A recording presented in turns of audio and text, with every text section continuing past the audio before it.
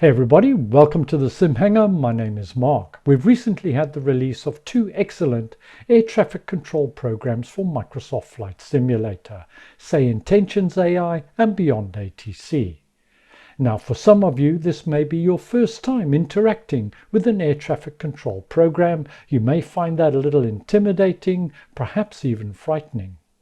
Well, in this video, we hope to allay some of those fears and concerns you may have by having a look at each one of the ATC positions and explaining exactly what they cover and what they do, and also how we should communicate with ATC. Now, obviously, the rules, regulations, terminology, and phraseology varies from country to country, region to region. So we will be generalizing, and this video is certainly aimed at those new to dealing with air traffic control. So please bear that in mind. Anyway, you ready? Let's get started. Air traffic control, or ATC for short, is responsible for the control and management of all aircraft movements, whether on the ground or in the air, from the departure point to the arrival and final parking. As you can imagine, this is a sizable task, so ATC is divided up into a number of categories or sections, each carrying out a specific part of that control and management. And we'll start with our first point of contact. And to illustrate this, we're going to take an overhead view of an airport. This is Heathrow. Delivery, or clearance delivery to give it its full name, coordinates movements with other ATC traffic facilities with the express purpose of providing you clearance for your flight, regardless of whether you're a Cessna or an Airbus. And it's why we file a flight plan in advance so they know what our intentions are. Gardaman Delivery, Sierra Hotel 65, with you on the GA ramp, stand 323 Charlie, with information Bravo, requesting IFR clearance to Kevik. Sierra Hotel 65, Gardaman Delivery, information Bravo correct, expect runway 19 right, Vipa 6 Delta departure, initial climb to 7,000 feet. Squawk 3421. Once we received our clearance, our next point of contact would be ground. Only the larger airports tend to have both delivery and ground services. If there's no delivery, then ground carries out the function of flight clearance as well. Ground controls the movement of all traffic from the parking position up to and holding short of the runway. So we would contact ground when we wanted to taxi. They will give us permission as well as a defined route to follow to the active runway. Sierra Hotel 65, runway 19 right, taxi via Charlie, Charlie 2, Alpha 6, Victor, November, Alpha 9er. Once we're holding short of the active runway, we'll be instructed to contact Tower. Tower is responsible for coordinating and managing all takeoff and landings.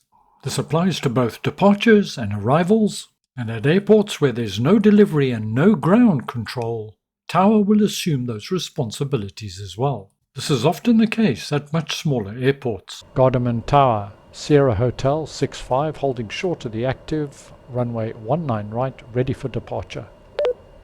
Sierra Hotel 65, Gardaman Tower, wind 185 at 8, runway 19 right, cleared for takeoff.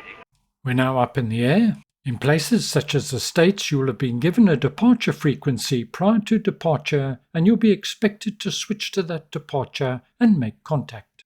In Europe predominantly, you will be told to switch frequency by the tower to an appropriate controller, and this approach/departure phase is to give you your initial climb and steer you safely away from the confines of the airport. 310 Romeo, contact departure on 121.205. Departure on 121.205, thank you. Cessna 310 Romeo. For the larger airports, and especially if flying IFR, you'll often be handed over to arrivals prior to arriving at the airport, and effectively what they'll do is simply steer you in safely towards the airport and line you up prior to handover to Tower. You're now en route and on your way.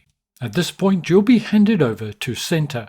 You'll have noticed as we step through the various ATC controllers, so we're covering a larger area. Centers are responsible for predominantly covering the en route traffic and monitoring the progress thereof. Now the size of the center will vary depending on the typical volume of traffic found in that area. It's possible to have one center covering a huge area or a relatively small area, and if you're traveling any distance, expect to be handed from one center to the next. 310 Romeo, contact Edinburgh radar on 128.98. 128.98. Thank you, Cessna 310 Romeo. For airliners and such like, they will typically give you your cruise altitude and also your top of descent before handing you over to approach for your arrival. When receiving instructions from and communicating with ATC, don't forget to fly the plane. Do that first and worry about comms afterwards. And to get the best out of ATC and the full experience, don't start on a runway. Start cold and dark and take it from there. It's very easy to get flustered when we talk to ATC. But if you remember a few very simple rules or formats, it's quite easy. There's a slight and subtle difference between when we initiate contact with a controller and when we respond to a controller. Let's take a quick look. You would be initiating contact, say for your delivery clearance for example, or perhaps checking in with the center. Use the 4 W's. And the first one is who are you contacting? What's their call sign? Follow that by who you are, your call sign. Tell them where you are. On the ramp, stand 232, holding short of the active runway, with you at 12,000 feet climbing 18,000, and so on.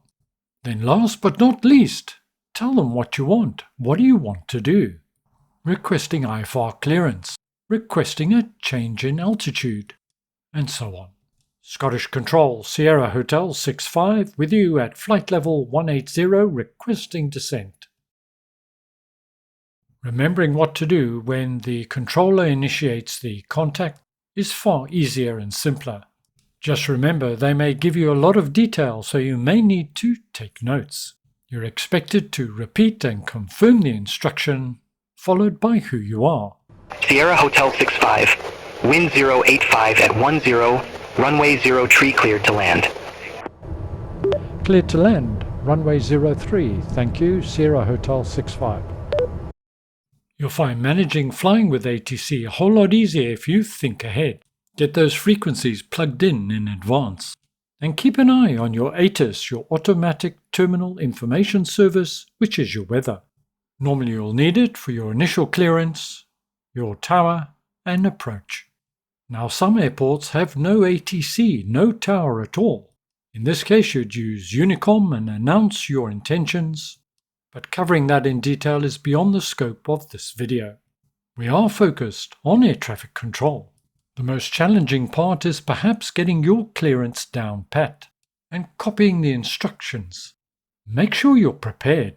Prepared delivery. This is Sierra Hotel 65 with you at stand 2 with information Delta.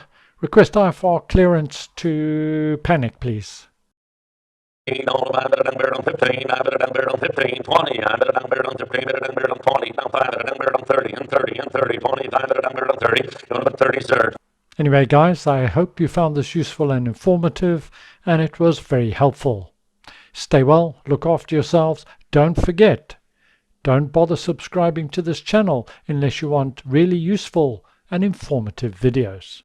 Well, until next time, keep the blue side up, and ciao for now.